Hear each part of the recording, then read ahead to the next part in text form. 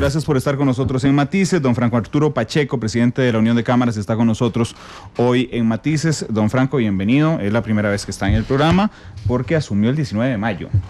El 18 de mayo. El 18, bueno, el 18 fallé por un día, no importa. ¿Cómo le va? Bienvenido. Muy bien, muchas gracias, Randall. Gracias por la invitación. Gracias a usted por aceptarla más bien. Bueno, usted me preguntaba hace un rato como de qué temas y yo le dije de todos. Y es porque la Cámara tiene que ver con todos los temas prácticamente. Pero quiero darle la pelota a usted. ¿Cuál es el tema más importante para ustedes en este instante? Bueno, son varios, como usted lo dice, sí, la verdad es que son muchos los temas que se cubren en la Unión de Cámaras. Yo estoy sorprendido. Bueno, empecé las labores el 18 de mayo y del 18 de mayo a la fecha han sido semanas muy intensas de trabajo. Hemos estado tratando de trabajar primero en hacer una reorganización a lo interno de la Unión de Cámaras. Hemos revisado a profundidad el trabajo de las comisiones y la conformación de las comisiones. Tomamos el decálogo que habíamos presentado en febrero de este año y lo distribuimos como material de trabajo para todas las comisiones, dependiendo del tema de cada... asignamos las áreas de trabajo a las comisiones y además algo muy importante, en la Unión de Cámaras se nombran 117 puestos en 70 instituciones públicas diferentes. Entonces también con esta reorganización lo que estamos haciendo es que vinculando a esos representantes del sector privado que están en las instituciones, vinculándolos y haciéndolos que articulen de manera articulada con las comisiones dependiendo del tema o del área. Por ejemplo, la comisión de formación y capacitación tiene a cargo entonces los representantes del INA, con eso, y así sucesivamente, pues de manera que podemos lograr un trabajo mucho más articulado con toda la representación que tiene la Unión de Cámaras. Usted tiene bastante experiencia, tiene 48 años, a menos de que haya cumplido años de mayo hoy. Fue presidente de la Cámara Costarricense de la Industria Alimentaria, vicepresidente de UCAEP, y también miembro de la Junta Directiva de la Cámara de Comercio. ¿Siente usted que en algún momento la administración pública ha intentado bajarle el piso a los empresarios y que la UCAEP ha tenido que brincar señalando que es el porcentaje más fuerte del motor productivo costarricense? Bueno, yo siento que sí hemos venido perdiendo a través del tiempo lo que le llamábamos el pacto social, y es que aquí antes existía confianza en los diferentes actores de la sociedad. Los empresarios podíamos confiar de los políticos confiaban de los empresarios, confiábamos del sector público. Hoy en día esa confianza no existe. Pero no solo no existe esa confianza, sino que existe un constante ataque. Y entonces vivimos a la defensiva, viendo a ver por dónde va cada quien, y así es muy difícil construir, país. Los tres actores, o sea, hablemos de esas tres áreas, somos indispensables para construir una mejor sociedad y un mejor país. Entonces ojalá empezar por darle ese cambio y empezar una construcción de diálogo proactivo y positivo para lograr la transformación que el país requiere. En diferentes etapas sí han habido alto y bajos, ¿verdad?, en las relaciones, como en todo, en que a veces se le da más protagonismo o más importancia al sector privado, al sector productivo, y a veces no se nos quiere tomar en cuenta. Pero sin embargo siempre hemos estado presentes y por lo menos con una actitud muy, como le digo, muy positiva y muy proactiva, con el deseo de que pensar en el bien nacional, en el bien país. ¿Usted cree que el gobierno confía en los empresarios? Yo creo que esto es mutuo, o sea, no hay una confianza plena ni del gobierno hacia los empresarios ni de los empresarios hacia el gobierno, y debemos de construir y trabajar en esa confianza. ¿Usted no confía en el gobierno? Ciegamente no. ¿Cuánto? Bueno, mire, eso es una buena pregunta, es relativo. Tiendo a querer confiar, tengo una buena relación con el señor presidente. Hasta el momento hemos podido trabajar de manera coordinada con la señora vicepresidenta, Ana Elena, y el mismo don Elio. Hemos trabajado bien, pero sin embargo a mí, más que hablar solo del gobierno, es en todo el sistema, eso, que aquí, yo le decía el otro día a don Javier Quiroz, que es buen amigo mío, decía, mire, a mí es aquí me tiene que regalar un carro, porque yo soy casi igual de portero que Keylor Navas, porque aquí pasa uno atajando penales todo el día, ¿verdad? Son una serie de ocurrencias que salen a diario, ¿me entiendes? Entonces es muy dinámico, muchos actores. Tenemos la Asamblea Legislativa más fraccionada que hemos tenido en historia, 9 partidos en la Asamblea Legislativa. Además de eso, de esos 9 partidos, algunos ya divididos, entonces se convierten en más, y además si hablamos de las demás siguientes instituciones, nombremos la RECEP, la Procuraduría, la Contraloría, la Sala Cuarta, la Sala Constitucional, en fin, hay muchos actores, entonces todos los días están saliendo temas diversos y distintos que hay que estar atendiendo. Entonces eso incluso hoy en día nos tiene más a los empresarios trabajando en un modo de supervivencia que quizás en el modo proactivo que quisiéramos estar. Ahorita hablamos del Estado, porque el Estado tiene efectivamente muchas caras, y creo que no es gratis que a los grupos de diputados de un partido le pusieran fracción, y no hay mejor ejemplo que esta Asamblea Legislativa. Pero centrándonos en el gobierno, me alegra que se lleve bien con el presidente, que se lleve bien con los vicepresidentes. ¿Con quién no se lleva bien del gobierno? No, gracias a Dios con nadie. De momento no he tenido pues ninguna aspereza directa con nadie. Con el ministro de Trabajo hemos coordinado de manera bien, hemos trabajado bien, coordinamos el tema del aumento de salarios. Nosotros habíamos propuesto, de acuerdo a la fórmula que daba menos 1.37, nuestra posición era que fuera cero. El gobierno llamó a un diálogo y nos apegamos a la propuesta del gobierno. Además, hemos podido articular hasta el momento bien con el ministro de Trabajo. Don Franco, disculpe que le dijera a don Ronald ahora, es que le iba a hacer una pregunta de una declaración de él. Hace un año, un poquito más, estaba arrancando el gobierno, vino don Ronald Jiménez en la posición de presidente de la OCAEP, y entonces le pregunté yo si el matrimonio entre el gobierno y los empresarios, si estaban divorciados. Me dijo que no llegaba a eso. Le pregunté que si estaban separados, viviendo en casas diferentes, y me dijo que no, que en ese momento solo estaban durmiendo en cuartos diferentes. Después entiendo que se volvieron los peluches en algún momento y bueno, intentaron recuperar ese matrimonio. Hoy, ¿cómo está esa relación marital? Estamos en unión libre. No tenemos matrimonio, estamos en una unión libre. A los 2 años asumen derechos, ¿verdad? Como cualquier... Bueno, a mí me quedan... mi nombramiento es por 2 años. Apenas. Ahorita seguimos hablando del Estado, hablando sobre los incrementos salariales justamente, siempre me ha llamado la atención, fue la conversación que tuvimos hace algunas semanas con el ministro de Trabajo, una fórmula es una fórmula, o sea, es imposible que 2 más 2 dé 5, ahí hay una fórmula. Hay una fórmula establecida para el ajuste del sector privado y una fórmula para el ajuste del sector público. ¿Por qué se reúne la Comisión de Salarios y no simplemente se aplica la fórmula y lo que dé la fórmula es el ajuste salarial? Y si da negativo es cero. Me parece una excelente pregunta. Porque lamentablemente siempre además de eso existe la parte política, ¿verdad?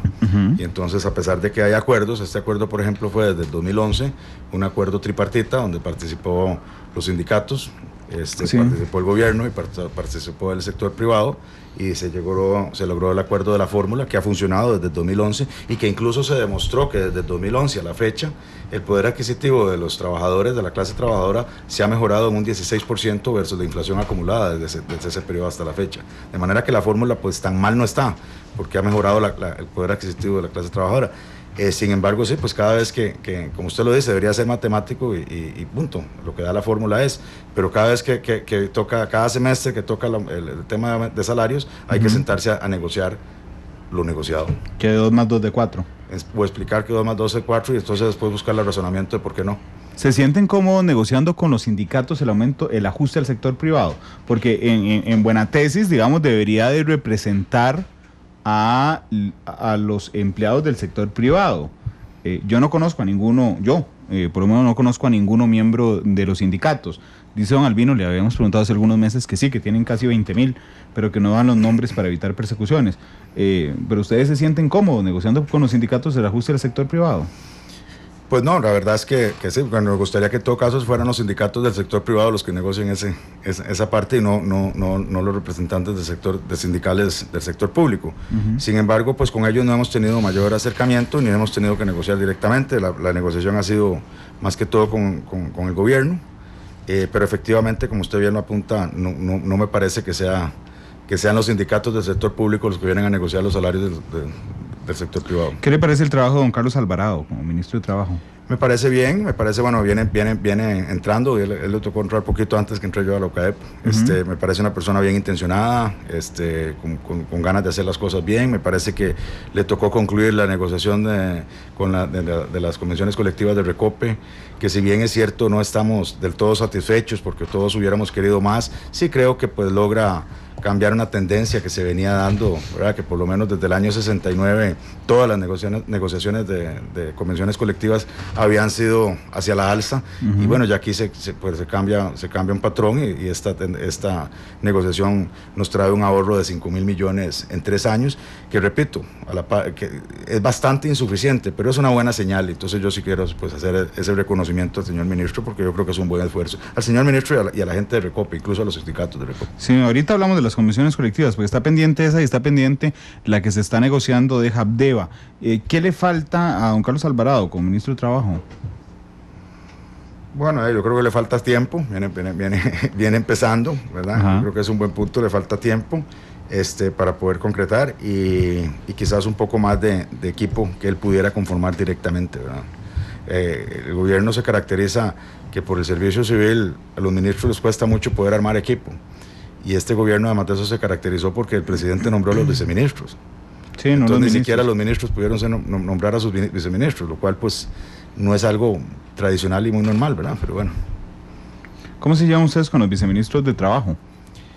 La relación es buena, es sana, aunque escasa.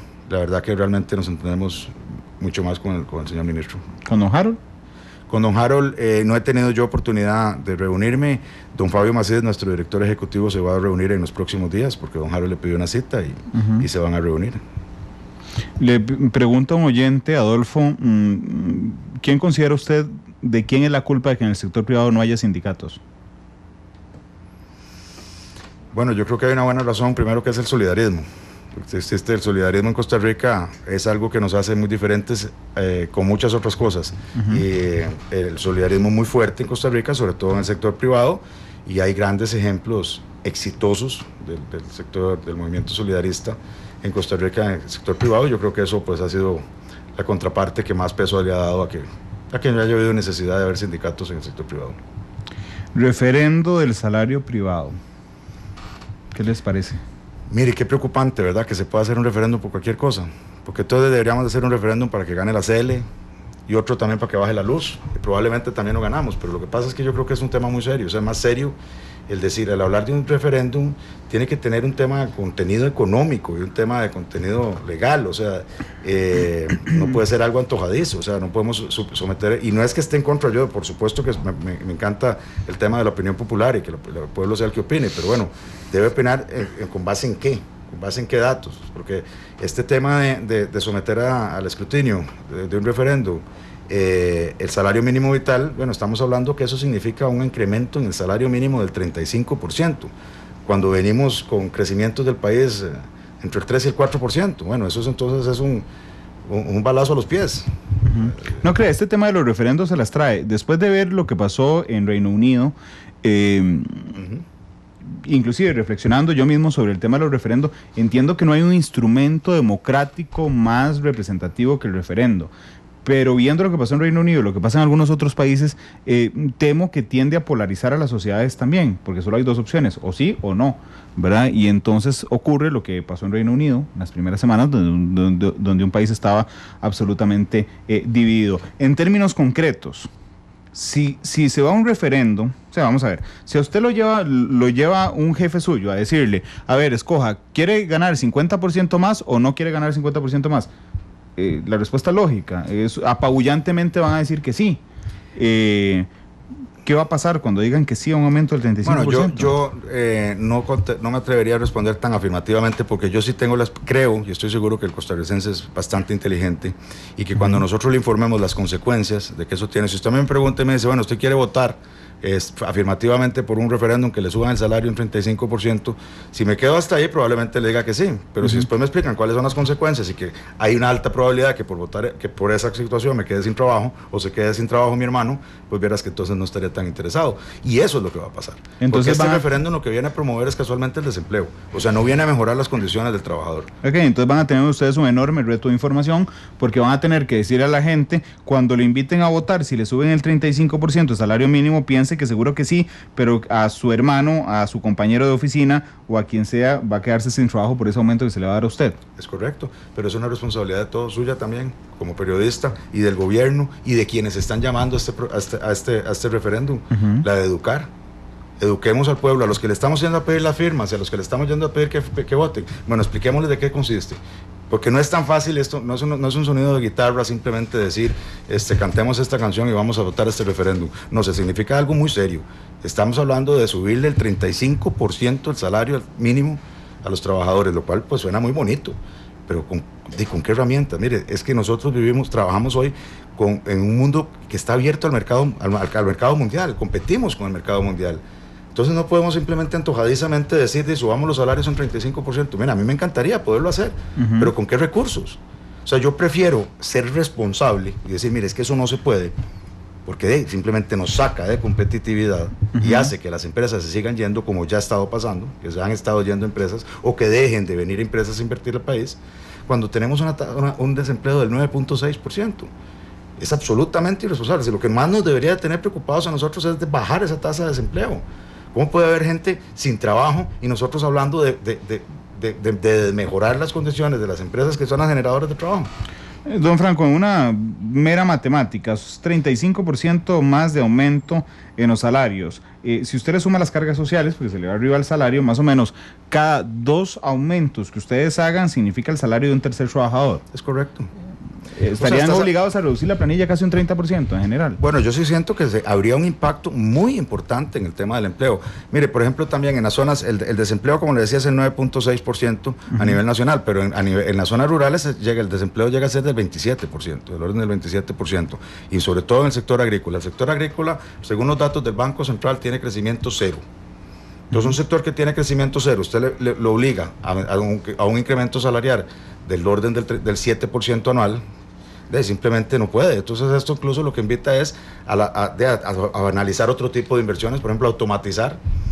Entonces ya quizás se hace más rentable o más factible el automatizar la cosecha que el pagar peones. Entonces volvemos a generar más desempleo.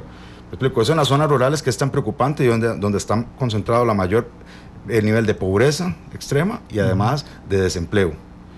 Y a nivel del GAMO, del central, también lo que promueve es la informalidad. ¿Por qué? Porque la persona que ya no puede pagar los salarios de manera formal y de manera legal, pues entonces se sale a la informalidad. O sea, si yo no puedo pagar los salarios que la ley me exige, pues entonces se sale a la informalidad y deja de reportar el salario. Pero ¿eso qué conlleva? Que entonces hay menos contribución a la Caja Costarricense de Seguro Social, menos contribución impositiva. Entonces todo va en detrimento. O sea, yo no le encuentro lógica. En la comparecencia que tuve la oportunidad de asistir a la Asamblea Legislativa, el diputado Gerardo Vargas Varela me dijo que el argumento por el que él estaba proponiendo este proyecto de ley era porque habían fincas bananeras que estaban pagando los mismos salarios de hace 20 años. Bueno, si hubiera alguien que está pagando los mismos salarios de hace 20 años, Randall, evidentemente está incumpliendo la ley. A menos de que hace 20 años pagaran un montón de plata. Que no sería así. Sí. Entonces, y si fuera así, nos estaría la queja. Pero bueno, si está pagando alguien los mismos salarios de hace 20 años, evidentemente está incumpliendo la ley. Y eso no se resuelve poniendo otra ley. O sea, si alguien está incumpliendo la ley actual, no va a cumplir la próxima. Se resuelve pues, poniendo las instancias competentes, que es el Ministerio de Trabajo, a regular y velar porque la gente cumpla. Pero no poner una nueva ley para subirle los salarios arbitrariamente, o sea, de una manera sin estudio técnico a toda la población, a todo el sector privado. ¿Ya hablaron con el gobierno de este tema?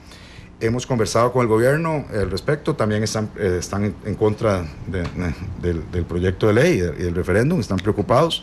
Creo que le deben de dar todavía más atención al tema. ¿Con quién habló? Con don Carlos Alvarado, el ministro de Trabajo. ¿No ha hablado con el presidente y con la vicepresidenta y con el vicepresidente de esto?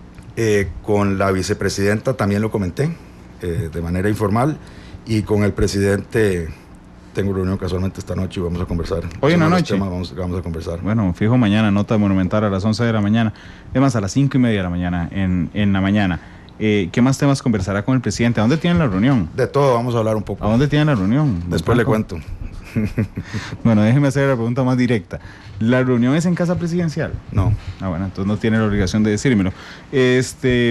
Pero don Carlos Alvarado, y quiero dejarlo muy claro, le dijo que el gobierno estaba en contra del referendo para el aumento en el sector privado. Es correcto. ¿La vicepresidenta le dijo lo mismo? También. ¿Con quién más se reúne, además del presidente Solís? Va a estar el presidente Solís y la vicepresidenta.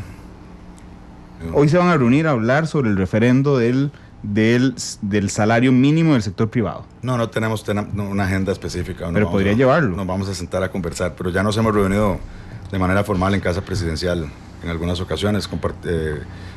Participamos en el Consejo de Competitividad Presidencial. Sí. Bueno, pero las reuniones informales son diferentes. Pues sí, vamos a... Se han perdido un poco, tal vez en Costa Rica. Se han satanizado de alguna forma. Un poco lo que conversábamos ahora en esta pausa, sí. Se han satanizado el que pueda uno tener conversaciones. Y de nuevo, yo creo que esto es invitar casualmente al diálogo, a que conversemos, a que compartamos posiciones y algunas cosas puede ser que estemos de acuerdo en que no estamos de acuerdo. Seguramente. ¿Va a hablar sobre el referendo? Eso yo creo que va a ser uno de los temas que queramos conversar. ¿Las convenciones colectivas? No cree. ¿Tipo de cambio? No es un tema que me compete a mí ni a él. ¿Educación dual? Del Banco Central. Educación dual es un tema muy importante, pero como le repito, no llevamos una agenda específica. Si lo queremos sentarnos a conversar, a compartir experiencias, compartir opiniones y lo que vaya saliendo del tema. Evidentemente, pues sí, el tema del referéndum, me parece que aunque, repito, no hay una agenda planteada, pues es un tema que nos tiene muy preocupados a todos y probablemente será un tema que surge. Hablemos de las convenciones colectivas. Cuando se anunció el recorte en la convención colectiva de Recope, nosotros desde Monumental, con una línea editorial muy transparente, sí hemos criticado mucho los abusos en las convenciones colectivas. Esto llevó a que en la mañana del día que presentaban en la tarde los recortes, me llamó el ministro de Trabajo diciéndome que esta tarde iban a dar una muy buena noticia respecto a las convenciones colectivas. Algo que celebro, el recorte de la tendencia al alza que se seguía desde 1969.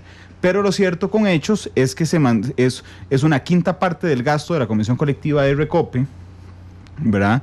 Eso en primer lugar. Y segundo, se mantienen algunos beneficios. Una cesantía de 20 años que ni siquiera se planteó en la mesa. Doña Sara Salazar aquí dijo, sí, no lo planteé porque eso iba a imposibilitar la negociación. Por ejemplo, vamos a ver qué más. A los empleados de Recope les dan las medicinas que no hay en la caja, que no tienen nada que ver con su labor, es un beneficio. Lo de los lentes de los hijos creo que se mantuvo. Habdeba nos anuncia desde hace un mes en Monumental que van a recortar la cesantía de 20 a 15 años, que lo van a anunciar la próxima semana. Y lo que pasa es que yo sospechosamente veo a don Ronaldo Dobler muy feliz.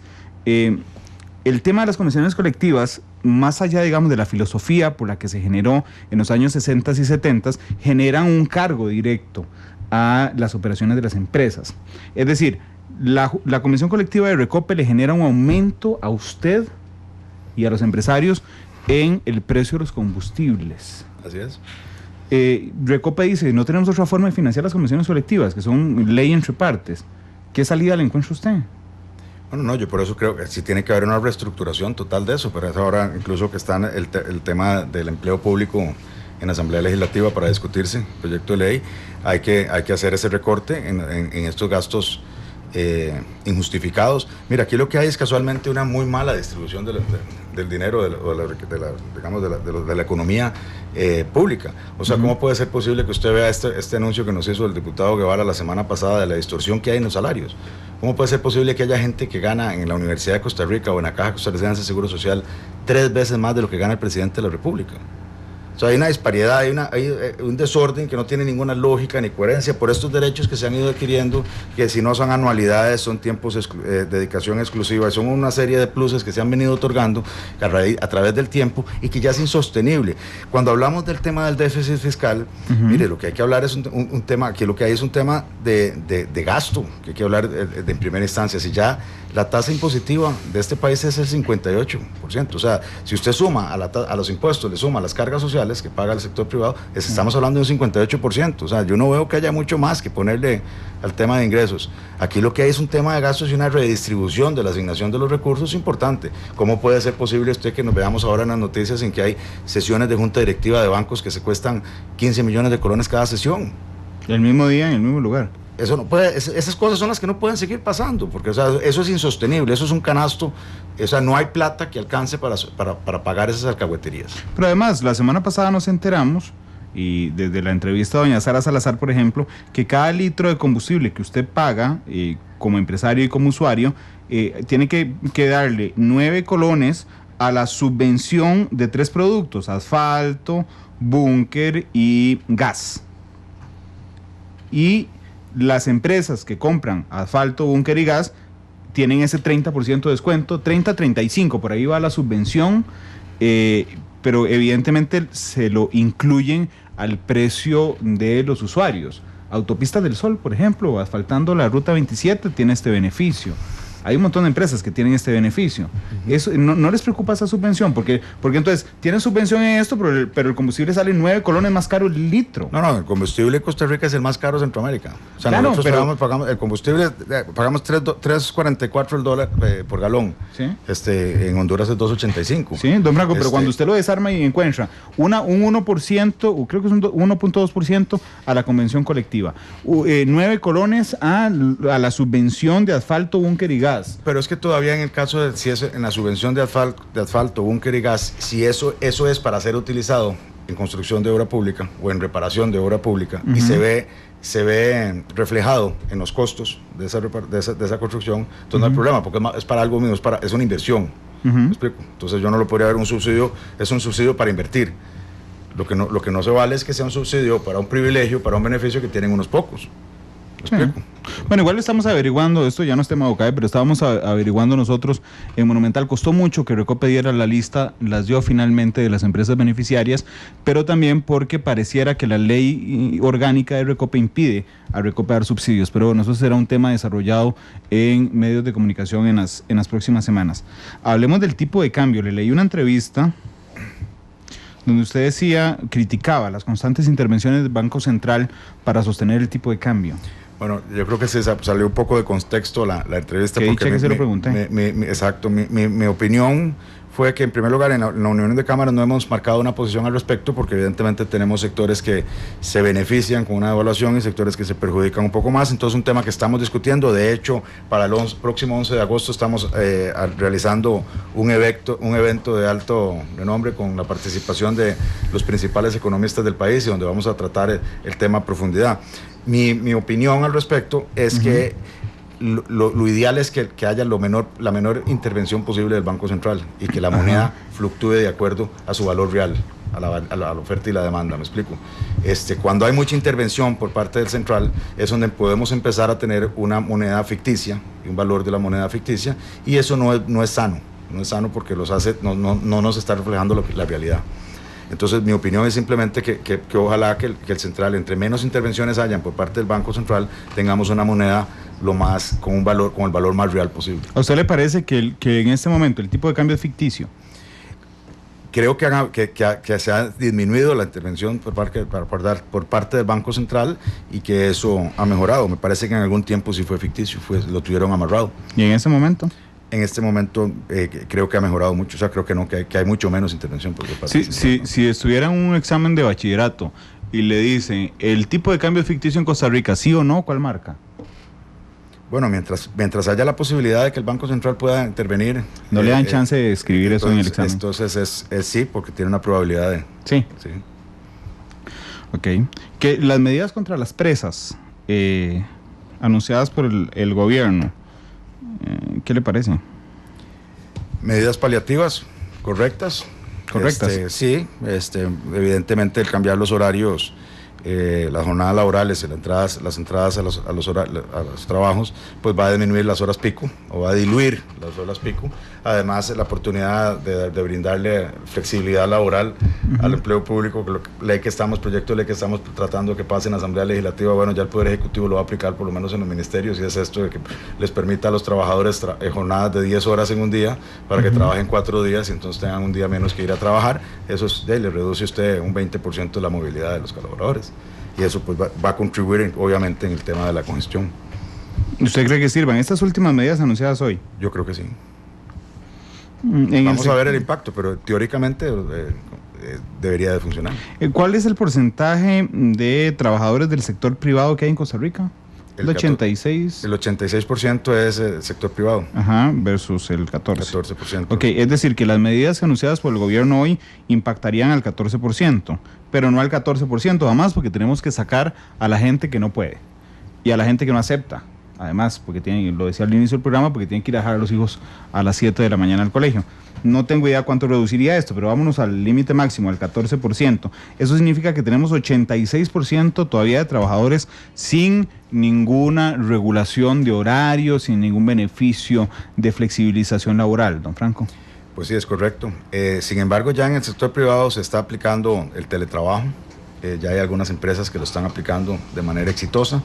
Eso beneficia muchísimo, también colabora un poco con el tema de congestión vial, porque bueno, hace de nuevo que la gente tenga que movilizarse menos. En ese tema también estamos impulsando y promoviendo que el Poder Legislativo pase el proyecto de ley de teletrabajo, que también está en la corriente legislativa, para legitimizar esa modalidad de empleo, que sin duda alguna también vendría a beneficiar mucho y podría hacer que se promueva mucho más el tema de teletrabajo en el sector privado, al igual que el de flexibilidad laboral, que también es un proyecto de ley que está en la Asamblea Legislativa, y que lo que promueve el proyecto de ley es: trabaja usted 4 días, jornadas de 12 horas y descansa 3. Entonces también, además de que le obliga a menos movilidad, tiene que transitar menos, le permite estar más tiempo con su familia o dedicar a otras actividades. Tiene una diferencia con el público. El decreto hoy del presidente dice: trabaje 4 días 10 horas y tenga 3 libres. Usted me está diciendo: trabaje 4 días 12 horas y tenga 3 libres. Es correcto. ¿Por qué esa diferencia? No sé, porque el decreto dice 10 días, 10 horas, 4 días. Eso... La ley dice que son 48 horas semanales, y nosotros, el proyecto de ley que está en la Asamblea Legislativa habla de una jornada de 4 días de 12 horas y descansa 3. O sea, entonces trabaja 12 horas al día, ¿verdad? Que hoy en día se dan en muchos casos, o sea, trabajan 8 horas, la jornada normal de 8 horas y después 4 horas extra. Lo que pasa es que esas 4 horas extras son pagadas a tiempo y medio. Sí, entonces lo hace poco competitivo y lo hace poco usual. Entonces, en esto lo que se promueve o lo que se invita es a que ella pueda existir una jornada de 12 horas, lo cual le hace mucho más eficiente a la empresa y también al trabajador, porque entonces, repito, se tiene que ir solo 4 veces al trabajo por semana y puede dedicar más tiempo a su familia o a otras actividades como educación. Pero otro tema que puedo hablar con el presidente esta noche: son 4 días por 10 horas, son jornadas semanales de 40 horas. Sí, vamos a preguntarle de dónde sacó la matemática. Sí, sería interesante. Me cuenta qué le dijo el presidente. Dice el POAS: insisto, nadie habla de los costos de producción que no tienen lógica alguna en un país que quiere ser competitivo. Bueno, claro que hemos hablado de eso, que los costos de producción son altísimos en este país. O sea, pagamos la gasolina más cara de todo Centroamérica, sí, o toda la región. Pagamos aquí 19.09 centavos de dólar el kilowatt, versus Estados Unidos, que se paga 6.5. La electricidad más cara de todo Centroamérica, con excepción de Nicaragua, y pagamos la gasolina más cara de todo Centroamérica también. Entre las empresas, entre el tema de infraestructura, estamos catalogados la empresa en el eslabón 105 de 140 empresas en tema de infraestructura. Es una de las principales debilidades que tiene el país para la atracción de inversión. Entonces, por supuesto, y además de eso, le quiere meter toda esta serie de cosas, de impuestos y de interrogantes. O sea, no podemos perder de perspectiva que nosotros dependemos de la inversión. Y la persona que tiene 100 colones tiene el derecho de decidir dónde los invierte. O sea, el que tiene la plata tiene el derecho de decidir dónde los invierte. Y hay muchos países compitiendo por atracción de inversión. Entonces nosotros lo que tenemos que es crear un ambiente propicio para que la gente venga e invierta aquí. Porque eso se transfiere a mayor empleo, y mayor estabilidad económica para todos. La educación dual. El proyecto dictaminado en comisión lo señala desde una población mayor a 15 años. Ayer estuvo aquí en Matices don Leonardo Garnier, el exministro de Trabajo, de Educación, criticando. Él decía: a mí me parece maravilloso el proyecto siempre y cuando sea de personas de 18 años para adelante, porque me parece que sería muy tentador incluirle de 15 a 18 como quedó dictaminado, porque eso podría generar la deserción de los estudiantes.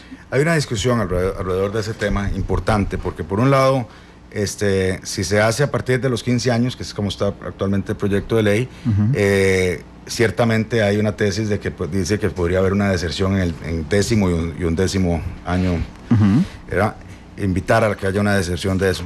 Pero por otro lado, si lo haces a partir después de los 18 años, bueno, en primer lugar, para eso está Lina, o sea, ya después de los 18 años pueden empezar a estudiar una carrera técnica. Y en segundo lugar, ¿qué hacemos con los ninis?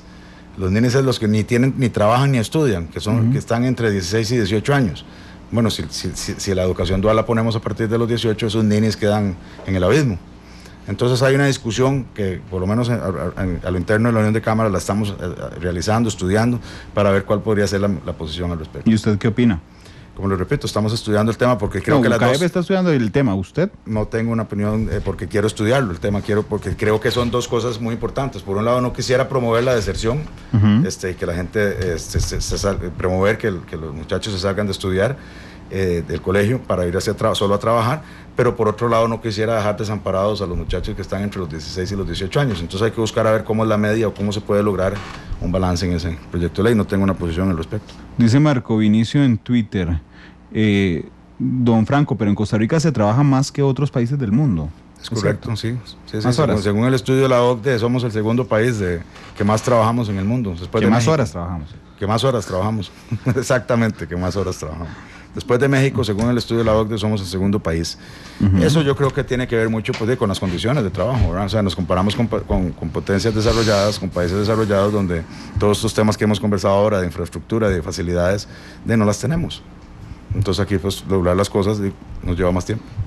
Hablemos de un tema que a mí me gusta mucho en lo particular, la reforma del Estado. Si estuviera en sus manos, ¿qué le cambiaría hoy al Estado costarricense? Bueno, es que la reforma del Estado es algo muy amplio, ¿no? Claro. Sumamente amplio. Por eso se lo pregunté 15 minutos antes de terminar el programa.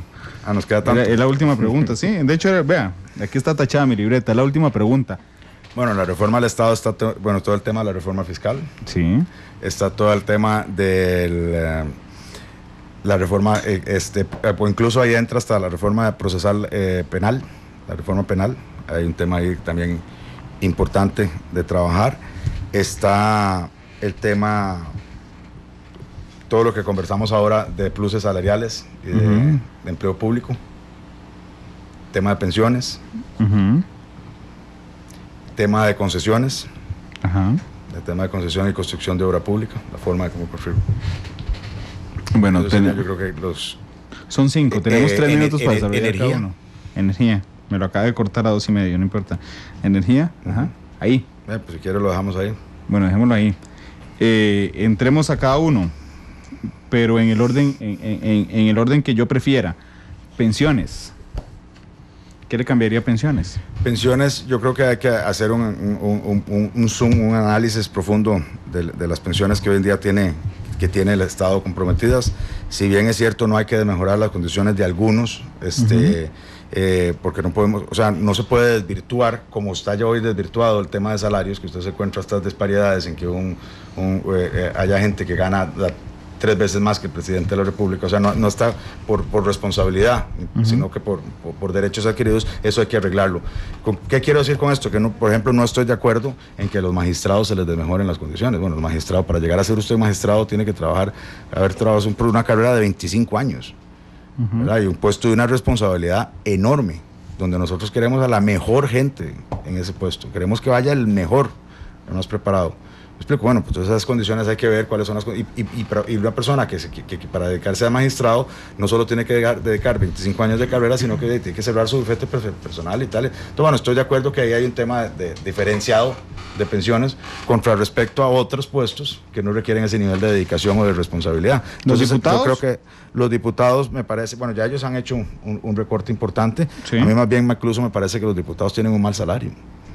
Sí, es probable que muchos piensen así, pero los diferenciarían en temas de pensión, porque también requieren cerrar sus oficinas personales. Pero es un periodo más corto y el diputado, además, para llegar a ser diputado, no, sin menosprecio a los señores diputados, porque de todo hay, ¿verdad? Pero no es una carrera que conlleva tanto sacrificio, tanto, digamos, dedicación como la que tiene el tema de un magistrado, ¿no? ¿Qué significa de todo hay, don Franco? De todo hay en la viña del Señor, dicen. Y en la Asamblea Legislativa también. En la Asamblea Legislativa y en todo lado. Hay diputados muy buenos ahora. Por supuesto. ¿Quién se le viene a la cabeza? Mire, hay diputados muy buenos y le voy a decir una cosa. ¿Sí? Jamás nos hubiéramos podido imaginar que una asamblea legislativa, la más dividida que hemos tenido en la historia, la más fraccionada, llegaran a acuerdos como los que está llegando a esta asamblea legislativa. Esto es histórico, es meritorio. En los últimos meses, sí. Es meritorio sin duda alguna. ¿Quién es el mejor diputado? Yo creo que hay varios muy buenos. Tenemos tiempo. Bueno, yo creo que Antonio Álvarez está haciendo una excelente presidencia de la Asamblea Legislativa. Me parece que Paulina hace un buen trabajo. Rosibel hace un excelente trabajo en Hacendarios. Rafa Ortiz también creo que hizo una muy buena presidencia la vez pasada. Don Otto Guevara ha tenido una valentía impresionante para algunos temas. Me parece que hay varios diputados. Don Otón Solís ha hecho una interesante labor también como diputado. Me parece que ha sido... ¿Quién le parece el mejor diputado del PAC, don Otón? Mira, es que es una pregunta difícil. Me parece que yo no me atrevería a ser yo el que pone una calificación de quién es mejor o quién es peor. Todos creo que contribuyen. No, es que me dijo Antonio Álvarez, Paulina Ramírez, Rosibel Ramos, Rafael Ortiz y Otto Guevara. Hasta ahí, hasta ahí no va ninguno del PAC. Me incluyó a don Otón Solís. Don Otón Solís ciertamente es diputado del PAC, pero no socialista. Otro que le tengo mucho respeto también es don Mario Redondo. Y don Mario es muy proactivo, una persona con la que se puede dialogar, con la que siempre está dispuesta a entender, a trabajar. ¿Del Frente Amplio? No, del Frente Amplio no tengo ninguna referencia. También tengo poca relación con ellos porque, como le digo, tengo 7 semanas apenas de haber empezado en este proceso. ¿Ninguno le parece sobresaliente? Hasta el momento no he tenido relación, como le digo, directa con ellos. Bueno, como de todo hay en la viña del Señor, aquí hay 8 muy buenos. ¿Quiénes son los diputados más malos de la Asamblea Legislativa, don Franco? No, eso yo no soy quien para decir quiénes son los... No quiero entrar en ese tipo de evaluaciones. Está bien. Supuse que esa iba a ser la respuesta, pero está bien, hablemos de pensiones. Es que el tema de buenos y malos, mire, es muy subjetivo, porque sí, es bueno o malo para quién, para mí. Bueno, yo quién soy, o sea... Usted es el presidente de la Unión de Cámaras. Ellos están haciendo su labor y su trabajo, me explico. Además, les repito, tengo poco tiempo relativamente de haber entrado, entonces la interacción que he tenido con la Asamblea Legislativa no ha sido todavía con todos. Hoy tuve la oportunidad de desayunar con don Rolando González, por ejemplo, que también puede incluirlo ahí en la lista. Sí, lo sacó de la lista. Rolando González. Buen diputado. Por eso, porque apenas estamos, pero mi interés es conversar con todos y hacer equipo con todos y dialogar con todos. Yo no tengo... Es un bien nacional. Yo no lo dudo. Lo que pasa es que cuando le pregunté lo sobresaliente fue relativamente fácil. Quizás porque también es con los que más he tenido que relacionarme en estas últimas 6 semanas. Pero sin embargo estamos haciendo un trabajo, como le repito, hasta hoy tuve la oportunidad de desayunar con don Rolando González y quiero irlos conociendo a todos y conversando con todos. ¿Qué haría con el régimen de pensiones de la Caja? Que es el que tiene más gente, por cierto. Bueno, yo creo que sí merece un profundo análisis y un bisturí. O sea, ahí hay una distorsión importante. ¿Por qué me habló cuando le dije de la reforma del Estado sobre la reforma procesal penal? Porque hay un tema de la reforma procesal penal que debe resolverse también, el proceso penal, y toda la parte de enjuiciamiento hoy de penas, es un tema que debe de revisarse, así como el nombramiento de los jueces, la carrera que hacen los jueces y el nombramiento, la selección de los jueces, la capacitación. ¿De penas en qué? Las penas penales. Sí, por supuesto, pero tiene un montón de artículos el Código Penal, las penas en hurto, las penas en robos, penas en corrupción. Por ejemplo, ahora otra vez el tema del hurto, esto de que hayan sacado el mínimo, entonces ahora porque usted se robe un lapicero, le abren un proceso igual que si se roba 1 millón de colones, pues no tiene sentido, y eso es lo que tiene colapsado el sistema, y lo que tiene colapsado. Entonces, bueno, yo creo que hay que escalonar un poco, promover más incluso los juzgados de fragancia, para descentralizar, en fin, meterle agilidad al sistema. Lo que pasa es que los juzgados de flagrancia son contradictorios con las salidas alternas. Porque el juzgado de flagrancia busca una condena inmediata, las salidas alternas no, digamos, son un poco contradictorias. ¿Ustedes impulsarían o están de acuerdo por lo menos en despenalizar los hurtos? Y aquí quiero ser muy claro, despenalizar los hurtos no es que se meten a su casa, lo apuntan con una pistola, son hurtos por descuido. Yo diría que dependiendo del monto. O sea, yo creo que hay que tipificarlos por monto. O sea, es que es diferente un hurto de, ¿verdad? Un hurto menor, un hurto significativo. ¿Qué es significativo? Bueno, dependiendo del monto, yo diría arriba de 300,000 colones, arriba de un salario mínimo, para tasarlo, para indexarlo a algo. ¿Y el nombramiento de los jueces? ¿Qué pasa con el nombramiento de los jueces? Es que usted me dijo, hay que meterse en el tema del nombramiento de los jueces. ¿En qué? Buscar la forma como se hace carrera dentro del Poder Judicial, la forma en que se seleccionan. ¿Qué tiene que ver eso con UCAEP? No, eso no tiene, tiene que ver con UCAEP en el sentido que usted me dijo que temas creo yo que deberían de haber en una reforma. Sí, del Estado. Reforma del Estado, no necesariamente es UCAEP el que hace la reforma del Estado. No, por supuesto, pero es que, creo que la respuesta se la leí en una entrevista de La Nación, que le pregunta a un colega, no recuerdo quién hizo la entrevista, le pregunta a un colega y usted dice lo que la reforma del Estado urge, la reforma del Estado en general, no solo el tema fiscal. Si no me falla la memoria, fue una entrevista del 29 de mayo. Y ojo mi memoria, que me acuerdo de la fecha, pero no me acuerdo del periodista que se la hizo, pero bueno, no importa. Es que entiendo que a alguien le preocupa el tema del nombramiento de los jueces. Lo que no entiendo es que tiene que ver con UCAEP.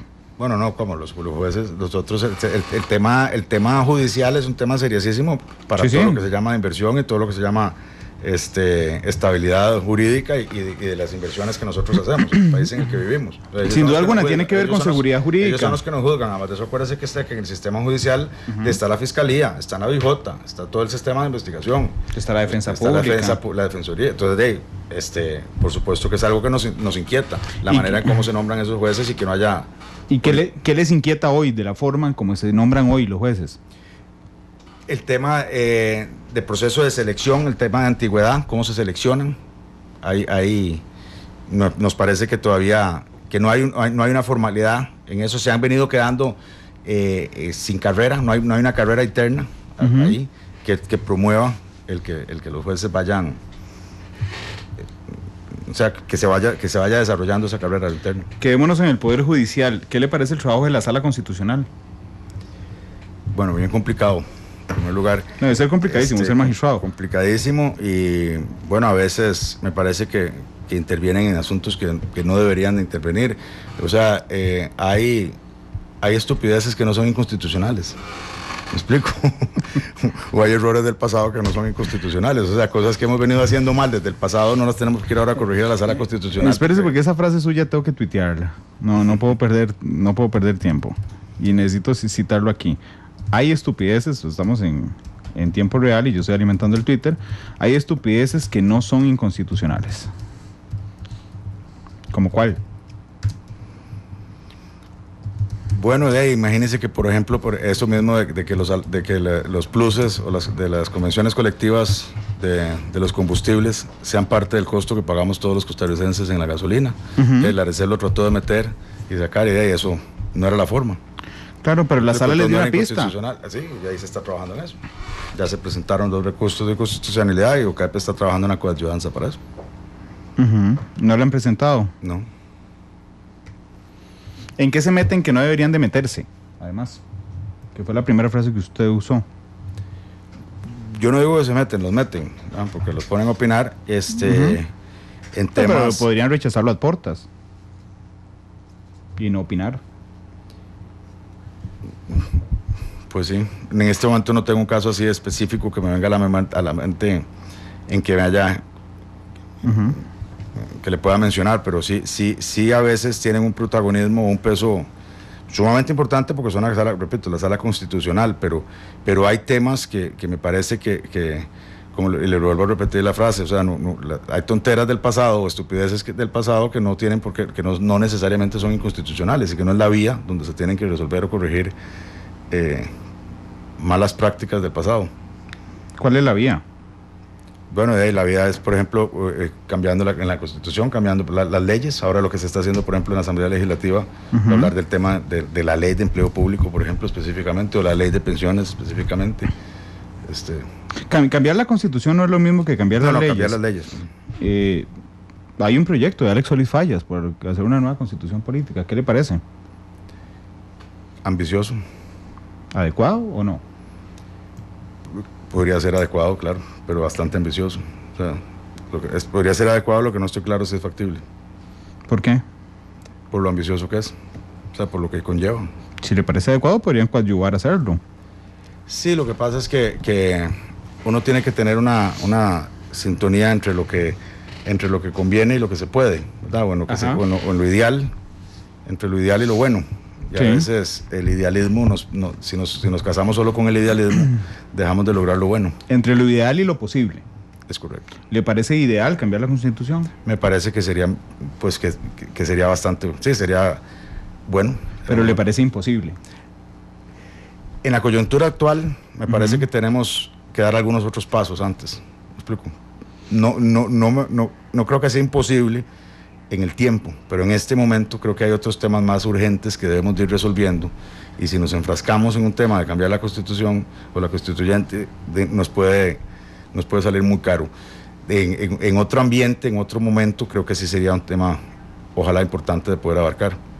Le repito, por eso es que uno debe de medir lo que conviene y lo que se puede en las circunstancias en las que uno está.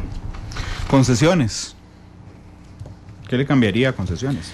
Bueno, yo creo que en la ley de concesiones una de las cosas es el tema de, bueno, la ley de la parte de expropiaciones, ya esa ley se cambió.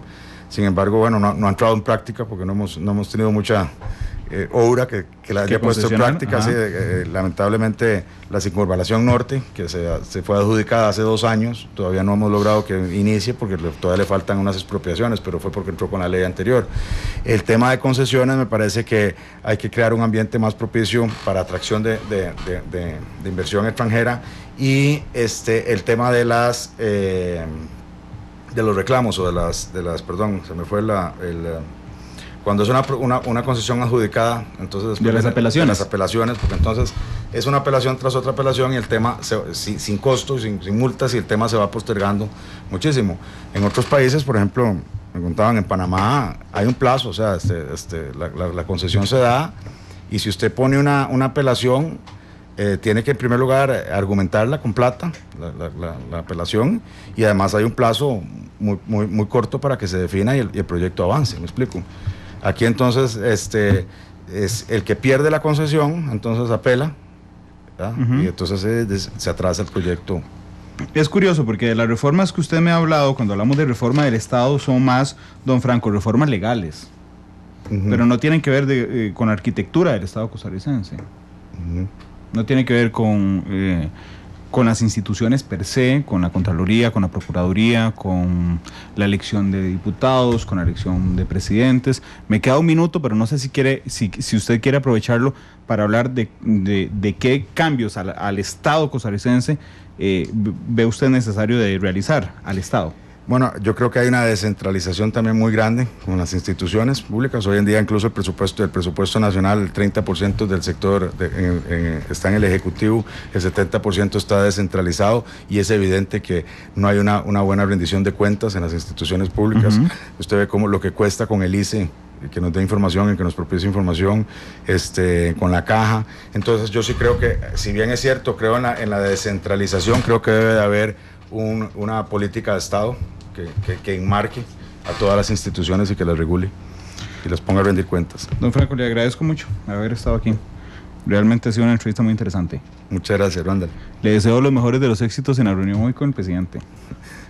En los 22 meses que me faltan todavía No, por supuesto que le deseo éxito en el resto de su gestión, pero en lo inmediato en la reunión hoy con el presidente y con la vicepresidenta Ana Elena Chacón.